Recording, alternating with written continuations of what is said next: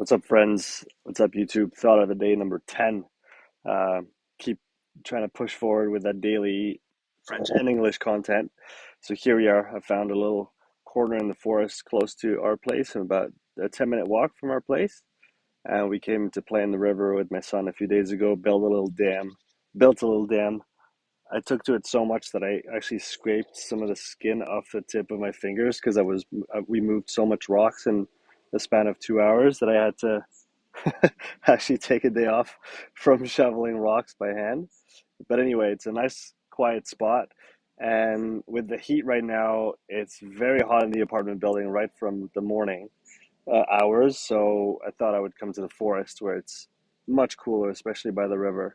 I've been asked to write an article for Simply Faster, which I'm very, very excited about. Trying to share everything that I've learned so far on what I do in regards to the physiological testing that I put in place for CrossFit athletes, endurance athletes, combat athletes.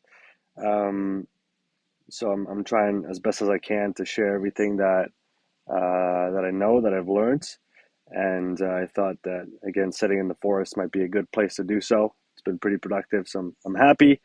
And again, keep trying to keep up with the schedule of a video a day on the channel in English now as well as in French.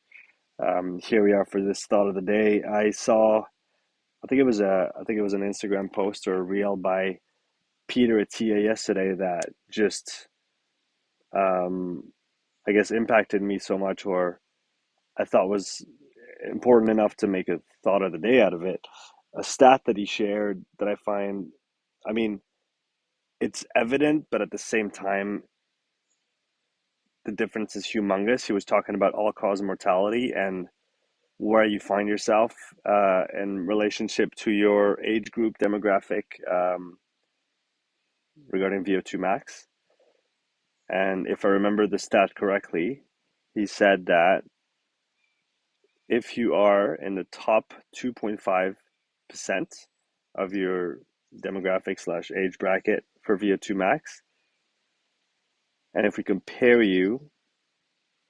all cause mortality to people in the bottom 25% of their age bracket for VO2 max, there's a five-fold difference in all cause mortality. Five-fold, which is a lot. That's a that's a lot more chances of dying from anything than someone else. Five-fold, five times more. Um, and I thought it was again big enough of a stat to share it, and just highlights, I guess. And it's not, again, it's evident for many, but it doesn't mean it's not worth reminding ourselves of its importance. The impact of physical activity on our health, very very simply, and I think we've seen that in the last couple of years with fit people usually doing a lot better than non-fit people. And I mean, it makes sense from every point of view, from a bone density standpoint. Obviously, that's not necessarily related to VO2 max, but if we talk about health and longevity, we know that VO2 max and maximal strength are both correlated with lifespan. Where if you only take VO2 max, it's one thing, but if you add in the parameter of strength as well, because now you're talking about resistance training, so we talk about bone density, we talk about tissue resilience, all those kind of things.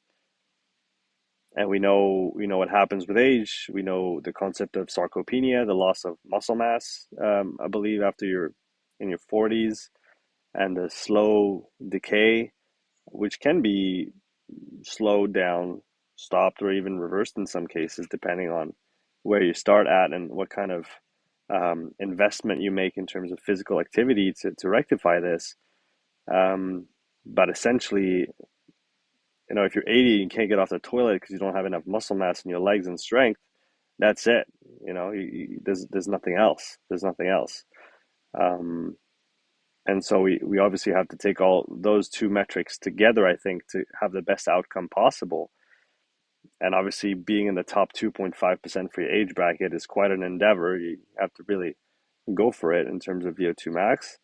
Um, but again, if we compound just regular physical activity, daily physical activity, having good conditioning, having a great foundation from a metabolic standpoint, having a little bit of top end abilities as well, sprinkled in there once in a while, and then lifting weights regularly so that we can develop that muscle mass, that resilience, that bone density, quality movement patterns, which will help with all our endurance endeavors as well. I mean, that's the name of the game, I think. Um, and yeah, it was important enough for me to take a few minutes to talk about. Um, so maybe that leads us to my question to you that you can answer in the comments below. What is your what does your physical activity look like? Um, I'll answer myself first, I guess. Right now, I'm trying to get on the bike every day, do between 30 and 60 minutes at a low intensity. I did I did contract COVID last month, and I can definitely still feel my breathing being affected. Curious to see what happens with the Breathe Way Better training program that I've started this week to see how that might help and assist me in my respiratory function. But so I'm sticking with the low intensity stuff for now. Heart rate is still pretty high compared to what I was used to a month ago.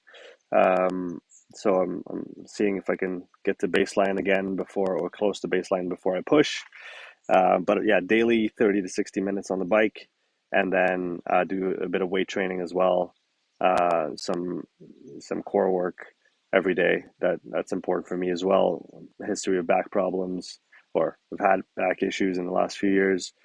Um, and so core work is an everyday thing as well, and then a little bit of strength training a few times a week. So that's kind of my regiment right now. Uh, Going to bed pretty early, 9:30, reading a book, getting up pretty early as well, 5:30, and doing my exercise at that moment. Works quite well for now. I like it because it allows me to just, have breakfast with my wife and our son when they wake up, and then get on with my day, and self-care, so to speak, has been taken care of already. Yeah, so that's what I do. What do you do? Leave me a comment below. Let me know what you think about this stat. If you don't follow Peter, go follow him on Instagram.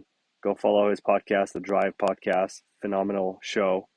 Um, One day I'd love to have Peter on my podcast to talk about him and everything that he's done. Yeah, I look forward to your comments. Thanks for checking in for another one of those videos.